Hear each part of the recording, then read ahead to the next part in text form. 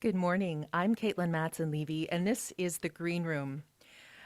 We have with us today Laura Jackson, who is a guest conductor this week of the Wichita Symphony Orchestra, and also guest artist, pianist, Daniela Liebman. Hello, how are you both?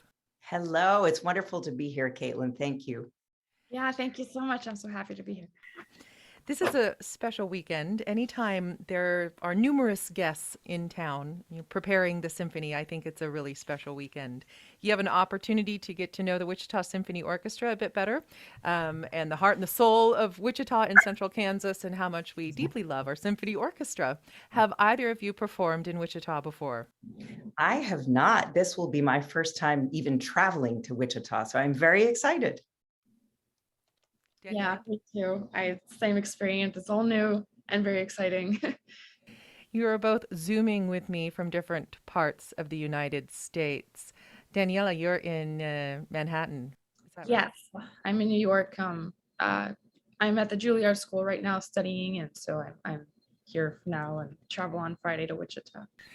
People might be caught off guard. They're going, "What do you mean she's in college? She's a guest artist." Exactly. Daniela is, are you 19? Yes. 19-year-old pianist who has already made quite a name for herself. In fact, Daniela and guest conductor maestra Laura Jackson have performed together before. Good morning, Laura. You're coming to us from Ann Arbor, Michigan. Yes, Um, yes. and tell us about your relationship with Daniela. When did you first know of each other and collaborate together? I had the great pleasure of working with Daniela for the first time with the Hartford Symphony, and we did the Chopin Second Piano Concerto. She was all of 16 years old at the time, and I had never heard of her before. The Chopin piano concertos require an incredible amount of flexibility and musical maturity. And I was completely spellbound by how Daniela played them. They were absolute poetry. So I found that it was organic to play with her, that it really felt like chamber music to accompany her. I felt like she was very, very aware of the orchestra and their contributions to what she was doing. And it was just the wonderful experience of discovering a young artist who is going to make a tremendous impact on the world as an artist and a pianist. Daniela, you are studying at Juilliard, yet you are still touring. I was looking at your schedule. You've had, several different concerts just in the past couple of months. What is it like finding the balance between a student and a performer? I mean, I'll get just real quick. Thank you, Laura, for those words. I mean, you have no idea how much they mean to me. I respect you so much. And I remember that concert as like one of my best experiences on stage. So thank you. That means so much. And yeah, I've this month of November has been a little crazy for me after the pandemic. I wasn't quite sure what was going to happen in terms of concerts, but I've been really lucky. And I've had a chance to play with St. Angelo Symphony, the Adrian Symphony, and the Sequoia Symphony, all in the month of November, and now Wichita. And I'm so grateful for those opportunities. And so I've been just on stage a lot, and it's so nice to do that after the pandemic and after quarantine. So seeing people and playing people for people live, and not only on Zoom and stuff like that, is just such. I'm so grateful to have that back, and I'm so excited for this. Yeah. Can you convince your Juilliard professors to give you credit for touring I've the tried. I've country? tried. I've been unsuccessful, but I've tried. Well, no, that seems unfair. You should get something, an hour of studio credit at least for touring the country. Well, it's really exciting, this program that has been put together for this weekend. Daniela, you'll be playing Mozart's 17th Piano Concerto. Also on the program is Tchaikovsky's Mozartiana, which is an ode to Mozart. And a composer who I have to personally say I'm very excited about, um, Jimmy Lopez and his Fiesta. Now, Jimmy Lopez is a composer that we'll talk about a little more in depth. But first, I would like to kind of give our listeners an idea of what they'll be hearing when they attend the Wichita Symphony Orchestra this Sunday. The concert is Sunday at 3 o'clock. For tickets, visit their website, wichitasymphony.org. As I said, something that is on the concert is Mozart's 17th Piano Concerto, of which we will hear just a few moments of now. This is the third movement, the Allegretto. We'll be right back. Wolfgang Amadeus Mozart. That was just a couple minutes of the final movement, the Allegretto of his Piano Concerto number 17. Daniela Liebman, guest pianist with the Wichita Symphony Orchestra, will be performing that with the symphony this Sunday, their Make It Mozart concert. Not only with guest pianist Daniela Liebman, but we also have a guest conductor, Laura Jackson, who is the music director, conductor of the Reno Symphony Orchestra. Daniela is only 19 years old. She's a student at Juilliard, but she has already had a life. I mean, you've already had quite a life. When did you begin taking piano lessons? Well, I come from a musical family, so it was, I think, sort of a natural progression for me to play an instrument. I started when I was 5, though. My dad got me a tiny little electronic keyboard, and he practiced with me every day. And it just kind of snowballed from there. I started, I guess we both started taking it more seriously, and it just really became my dream by the time I was 9 or 10. I had the opportunity to I was getting a lot of opportunities to play on stage, and I remember the joy that I felt in those moments, like nothing else compared to it. So it's just been since then I've been playing, and hopefully I can keep on playing. And yeah. Laura Jackson, this is your first time with the symphony, your first time being a guest conductor for the Wichita Symphony Orchestra. You get into town in just a couple of days, and you put the concert together in no time at all. That is absolutely true. So I will touch down in Wichita, and we will have 3 rehearsals, and then we will do the concert. So what's always fascinating about this is that I have never met these musicians before, and I've never been on stage, in this particular hall and experienced the acoustics of the space.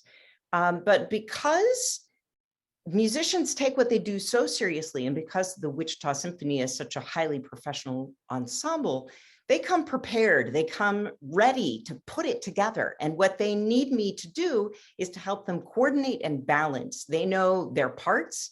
I just make some large scale decisions about interpretive directions. And then I am the ears at the front of the stage that, are adjusting everything and choosing this line as our priority. So I have the others play softer so you can hear this and move those kinds of things around. So it is always in a 3 rehearsal situation.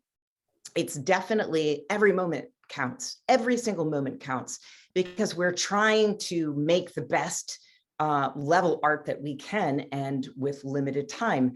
But that's whether you have 1 rehearsal or 25. We are always going to use the time that we have to do the best that we can, and to make something very special for the community. And that's what we'll do this week, I have no doubt. Starting out as a student of music, did you start out knowing you wanted to be a conductor, or was your emphasis on being, a concert pianist? Were you a violinist? What was your instrument of choice? What was your poison? Yeah, so I started out with all of my dreams being playing the violin. And I started in public school. Public school was very, very important to me. When I was in the 2nd grade, I was handed a violin in school and fell in love immediately. And the first part of my career was as a professional violinist in Boston. So I was freelancing there. I was playing in various orchestras, and I was teaching violin at Phillips Exeter Academy. I had students from all over the world. Violin and playing in orchestras was my greatest passion. So I never thought at that time that I would be doing what I'm doing now. But I ended up starting to conduct sort of on the side, never thinking that I would sort of jump ship and change directions. But I became more and more fascinated with the organism of the orchestra. It has so many possibilities. I mean, it's just incredible the kinds of things that you can do with all of those different instruments. You can literally create any human emotion, period. So I just started getting fascinated with scores and sitting down with scores and reading them and thinking how incredible it is that composers do what they do. And I started conducting little by little. And do you have thoughts on the Tchaikovsky that you'll be performing with the symphony on Sunday, the Mozartiana? I love this suite. I really, really love it because for most people, it's the first time they're hearing it. It's certainly live. This is Tchaikovsky paying homage to the composer he loved the most, Mozart. So, and he was doing this in celebration of the 100th anniversary of Don Giovanni, his greatest and last opera. So it's a wonderful 4-movement piece where he's taking 4 piano works of Mozart's and then orchestrating them, transcribing them for the romantic-sized sort of chamber orchestra. Actually, it's kind of still a small orchestra, but he also takes liberties. So it is very much Tchaikovsky, while it is also very much Mozart. And he does interesting things like the 3rd movement, the prayer, which is the genesis of that is the Ave Verum Corpus of Mozart's. And he adds the harp for the first time. We're hearing the harp in the 3rd movement of the piece. The harpist has been sitting there quietly for the first 2 movements. And then the last movement, this theme and variations, it's gigantic. I mean, in that it is longer than all of the preceding movements. And it's a wonderful little like tour of the orchestra. You get to hear a great, huge, long violin variation. Your concertmaster will just be center stage, almost like a mini violin concerto. There's a great clarinet variation, flute, et cetera, et cetera. It's just a wonderful, wonderful display of the talent in the Wichita Symphony. Our concertmaster, Holly Mulcahy, will be front and center. Let's hear just a little bit. We're going to hear a bit of that 3rd movement, which anybody who's ever sung in the church choir will certainly recognize Mozart's Ave Verum Corpus. The 3rd movement from Tchaikovsky's Ode to Mozart, Mozartiana. That is on the program this Sunday with the Wichita Symphony Orchestra. Guest conductor Laura Jackson and guest pianist Daniela Liebman playing Mozart's 17th Piano Concerto number 17. Now, Daniela, you love Mozart. You just confessed to me that he is a favorite. We won't tell the others. What about his 17th Piano Concerto in particular do you enjoy? It is specifically one of my favorite ones for sure. First of all, I think I love playing it because I personally have only heard it performed once live, and it's I've heard others be a little bit more popular. So then this is incredible because it's such a gem, and then sometimes you hear it for the first time or not so often, and it's like you can't believe that something like this existed and you had to listen to it before. But I think it just hits a really, really special spot in Mozart's life where it's sort of like between his earlier sort of incredibly energetic scales everywhere, it's sort of this energy that comes from him being young and just like, I don't even know how to describe it. It's just sort of very happy and exciting.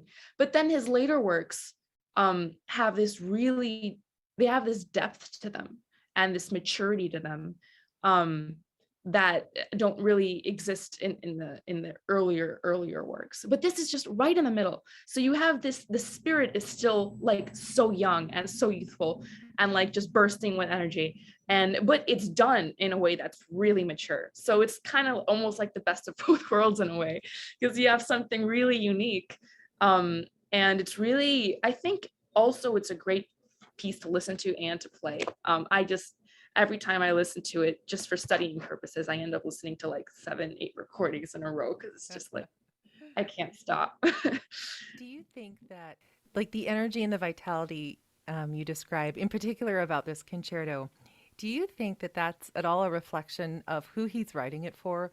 Because he composed it for a student of his, and his student, just like you, was, a teenager, a young, vivacious teenage woman. Do you think about that when you're performing it? Yeah, I think it does have to do with that. And I mean, I think in general, Mozart was also that kind of person. He loved fun and partying. And I mean, that was like a huge part of his personality. So it would make sense that he would write something like this for a young woman, and maybe this is how he felt or thought about her in this sort of really fun way. Um, and also, it's just so typical of Mozart as well. I mean, like all of his operas are full of these characters that just come off the stage, and he just creates these worlds that are so full of color, and so they just vibrate with life. And I think this concerto really captures that as well, not only the pianistic side but also his operatic side, and it just really combines them in a way that functions just perfectly. And that's actually a really great segue into talking about the other composer who's on the concert, Jimmy Lopez, and his Fiesta for orchestra. Laura Jackson, this is definitely not the first time you will have conducted a work of his. You call yourself a champion of his music. Tell us a bit about what we're going to hear. So, it's so interesting hearing you, Daniela, talking about Mozart with the vivacious energy of youth. And I would describe this piece in exactly the same way. So Fiesta is by Jimmy Lopez Bolito. He's a Peruvian American composer who I am indeed championing. I've asked him to write an entire symphony called Altered Landscape, and I will be premiering the symphony in May. So this is one of his earlier works. It has been enormously successful. He wrote it in 2007, and it has now enjoyed over 100 performances around the globe. It is 4 different pop dances. And basically what we have here is like academic European classical music meets Latin American percussion meets techno dance. All right. And you wrap that all up into this wonderful fusion that has exuberant driving energy to it, and always unexpected turns in the melodies that are on top of that very dance-like rhythm underneath. It is wonderful and an honor for me to speak with the both of you. I have to say that I love the fact that it is a concert that celebrates, the vitality and the love and energy of music, both in the way the composers have written the music and in, Tchaikovsky's, thoughts on Mozart. And in speaking with the two of you, I just think it's going to be bombastic. The roof is going to explode. I love that. There's no better way to come back after a year of quarantine and everything than to be absolutely bombastic. The Wichita Symphony Orchestra's concert, Make It Mozart, is this Sunday afternoon at 3 o'clock. For tickets, go to their website, wichitasymphony.org. wichitasymphony.org. We have the maestra Laura Jackson, and we have the wonderful pianist Daniela Liebman, who you will be experiencing on Sunday. Thank you both so much for joining us today, and have a wonderful concert, and enjoy the couple of days that you get to experience Wichita. Thank you so much, Caitlin. Appreciate it. Thank you.